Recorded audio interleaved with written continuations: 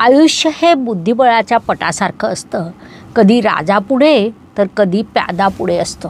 जो चाल खेळतो तोच यश प्राप्त करतो. मिथुन रास या महिन्यात डबल माइंड नाही तर डबल विनर व्हा, या दृष्टीने प्रयत्न करा.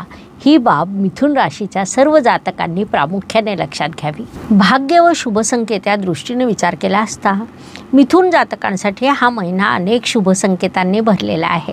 त्यामध्ये प्रामुख्याने सांगायचं झाल्यास तुमचे भाग्य अधिपती कर्मस्थानात विराजमान आहे, जे तुम्हाला कर्म करायला प्रवृत्त करतात. गुरुदेव राशीत विराजमान आहे. तुमच्यासाठी त्यांनी पत्रिकेतील धर्मत्रिकोण पूर्ण केला आहे. पंचमेश देखील तुमच्या राशीत असून 20 तारखेपर्यंत ते तिथे विराजमान आहेत.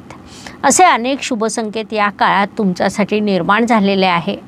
विशेष बाब म्हणजे राशीस्वामी धनस्थानात गेल्यामुळे तुमच्यासाठी धनप्राप्तीचे योग निर्माण झालेले आहे. या काळाचा सदुपयोग करा.